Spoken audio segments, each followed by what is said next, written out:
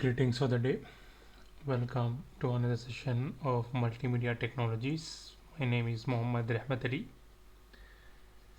In today's session, we are going to continue the analog video part. But before we start our today's session, let me revise what are the things that we have studied in the previous session.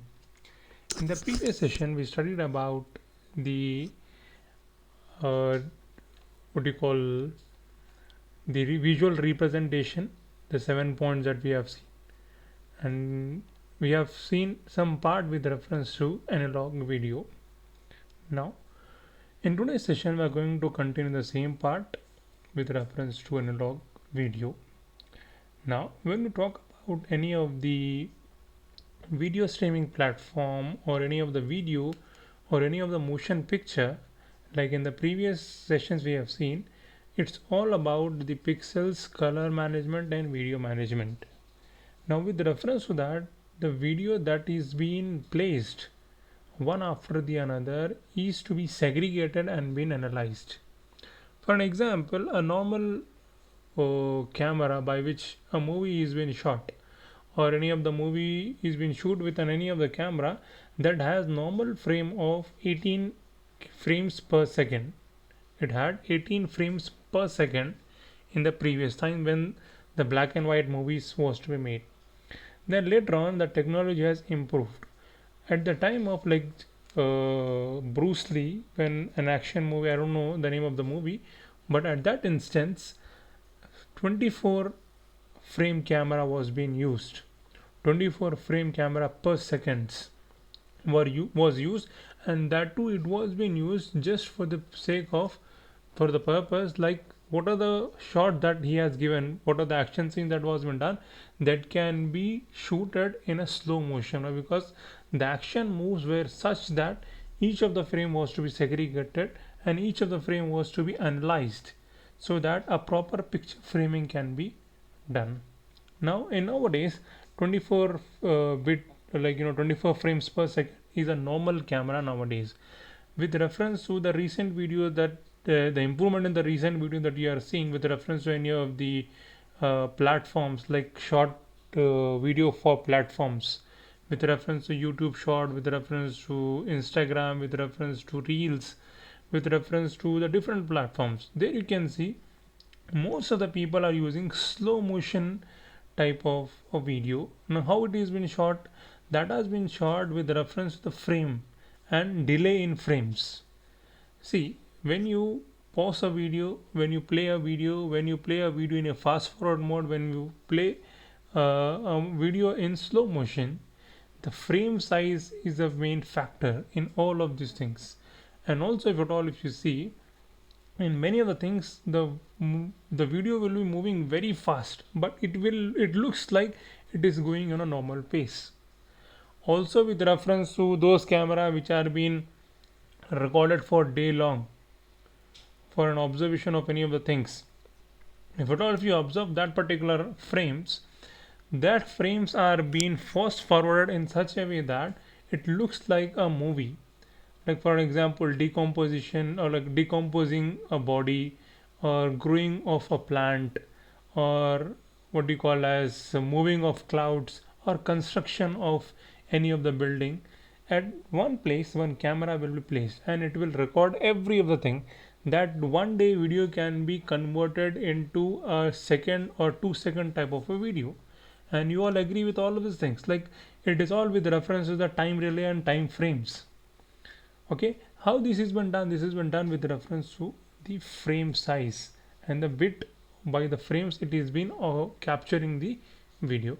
Now with reference to the analog video, what it says, an analog signal f of t samples a time varying image, so called progressive scanning traces through a complete picture, which is a frame row wise for each time interval.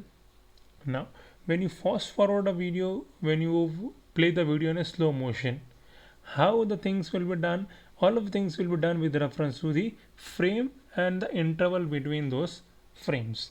Also if at all if you observe, when you make any of the GIF image combining all of the JPG images, if at all if you observe, there you will be having a frame difference. Like after one frame, the second frame should come at what interval?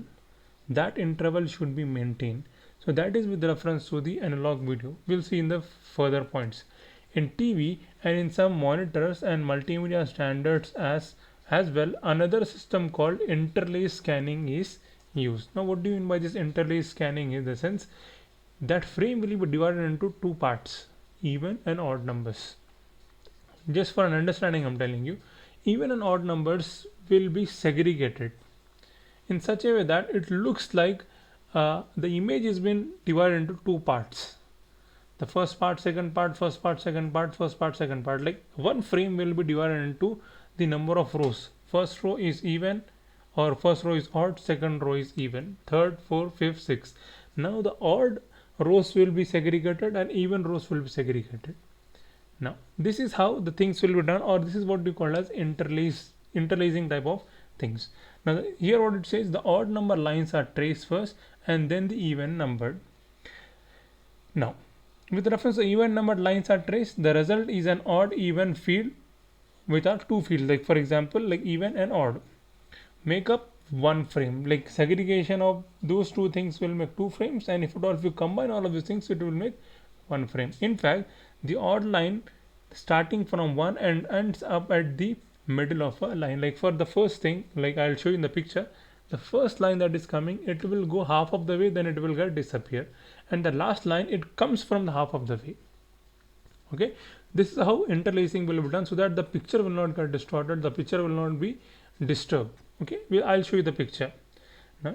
The next one, it says, like, in fact, the odd line starting from one end up at the middle of a line at the end of the odd field, and evens can start at the halfway point. I'll show you how it is been done.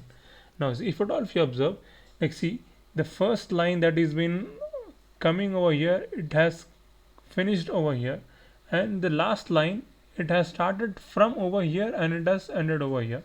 Now see, considering this as the first one and this considering this as the last one, okay, it is the opposite of the what of thing I have said you. Okay, here the first line comes from the start and ends in the middle way. This will be the first line, in the sense the odd line. Okay, and the last frame will start from half of the way and it will end at the end of the screen. Now if at all if you capture all of these things, it looks like, see, it looks like it is one picture. It looks like as if that particular line is not been disturbed, but it is in continuation. As the picture frame is shown over here, it looks like it is been divided into half, but actual thing is like one is coming half of the way and second is coming from half of the way to the end of the line and end of the frame. Okay, now what it says over here, figure 5.1 shows the scheme used. First the solid lines are traced P to Q, then R to S, etc., ending at T. Then the even field starts at U and ends at V. Okay, this is the thing that I've explained you. Now the jump from Q to R, let's see, where is Q2, and this is R, etc., in figure 1 is called the horizontal retrace, during which the electronic beam in the CRT is blanked. The jump from T to U, like where is T? T is over here, and where is U? Over here, like T to U, or V, where is V over here? Here, V to P, like V, where is P? Over here, P, like see, it is ending over here, it is starting over here, as if it is a continuation of the what do you call as motions. It is a continuation of the motion. V to P is called the vertical traces, horizontal traces and vertical traces. Now this is an example of interlacing progressive scan. Like see, if at all if you observe here, the first line, here the first line is being segregated. This is how the segregation is being done with reference to progressive scan. And also in progressive scan, the different images will be calculated. Now because of interlacing, the odd and even lines are displaced in time from each other, generally not noticeable except when very fast action is taking place on screen, when blurring may occur. Okay, now the next point it says, like for example in the video 5.2, the moving helicopter is blurred more than is the still background. Like if you observe over here, consider this as a picture, and this picture is moving. Okay, this is consider like this is a navy ship or navy helicopter which is moving in the forward direction, and this is also one of the ship which is moving. Okay, as of now it is been captured, okay, at the first frame. This is a video. Actually we have captured the first one is captured, again the video is been played, and again it is been captured. Now this is one image and this is a second image. This is a video, this is the first image, and this is the second image. Now if at all if you observe, this image is totally different from this image, but if at all if you notice is very at the minute level, then you can understand the difference. What is the difference? See, the helicopter has moved, the ship also have moved a bit. Now how will you know that this frame is different from that frame? We'll minus this frame from this frame, then you will get an image. This is the image that we have got, and if at all if you observe this image is distorted, and there are some of the lines over here which indicates that the position of the helicopter or the chopper is being changed. The position of this chopper is being changed from one position to another position. Okay, now this is the line that shows that this particular ship or this particular chopper or this particular ship is moved in some of the way. As the helicopter moves very fast, so this has been blurred, and if at all if you observe the ship, it has moved a bit, small bit, so there are no distortion in this particular thing. Okay, this is what you call as the interlacing concept. This particular slide represents the interlacing concept. Now why we are studying this particular thing? This particular thing is to make you understand that when you capture a picture, it has number of frames in that. Also, if at all if you observe, when you take a panoramic type of photograph in which it will capture all of the image from either from left to right or right to left, and this image will come in a sequence. And it will be overlapped with one another. In such a way that it looks like a single image, but you have moved the camera from either left right or right to left. Okay, that's the best example I can say you with reference to this particular interlacing concept. Now it further says, since it is sometimes necessary to change the frame rate, resize, or even produce still from an interlaced source video, various schemes are used to deinterlace it. Now the first point it says is, the simplest deinterlacing method consists of discarding one field and duplicating the scan lines of the other field. The information in one field is lost completely using this simple technique. Like what will be done if at all any of the images that is being duplicated, or it doesn't have much preferences or reflection of another frame, then those frames will be removed. The second one is with reference to other more complicated methods that retain information from both fields are also possible. Now the next one is, analog video uses a small voltage offset from 0 to indicate black, and another value such as 0 to indicate the start of the line. So this is with reference to the analog video, and this is the representation of electronic signal for one NTSC scan line. Now next one is with reference to the digital video. Now we have seen with reference to analog video. Now we are going to see with reference to the digital video. Now what is the digital video and how it is been done, we are going to study in the coming session. So what it says over here, the advantages of digital representation for video are many. For example, video can be stored on digital devices or in memory, ready to be processed, noise removal, cut and paste, etc., and integral to various multimedia applications. Now what do you mean by this? Like, see, if at all if you have any of the editing softwares with reference to video editing or audio editing, there you can see the frame by frame size or frame by frame video, wherein one frame is been overlapped on another frame in such a way that you cannot what do you call as differentiate between all of the things.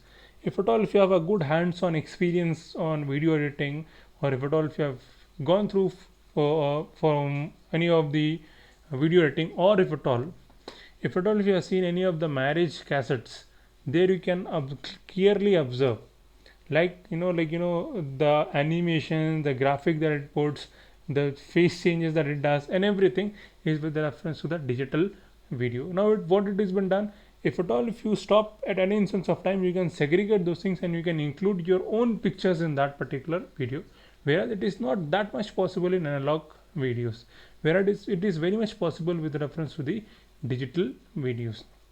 Now the next one, it says direct access is possible, which makes non-linear video editing achievable as a simple rather than a complex task. Third one is with reference to repeated recording does not degrade image quality. The next one is ease of encryption and better tolerance to channel noise. Now here noise doesn't mean only the sound noise, it also means the disturbance in the images. Now also if at all if you have observed, or I don't know, but if at all if you have converted any of the, in the previous there used to be a VCR cassettes. If at all if you have converted that VCR cassettes either into DVD or CD, or if at all if you are trying to convert any of the DVD into a pen drive, then you can see the noise. Now what is this noise? This noise will be the disturbance in the video. Now what will be this disturbance in the video? The disturbance in the video will be either that the video will get stuck at any of the point, or the video will lose some of the color quality, or the video will be disturbing others, like the sound and audio will not be going parallelly. So this is what we call as the noise in different platforms, in different means. The next one is with reference to the chroma subsampling. Now what is this? Since humans see colors with much less spatial resolution than they see black and white, it makes sense to decimate the chrominance signal. Interesting but not necessarily informative. Names have arisen to label the different schemes used. Now what is this? To begin with, numbers are given stating how many pixel values per 4 original pixels are actually sent. So what are there? The chroma subsampling scheme 4:4:4 indicates that no chroma sampling is used.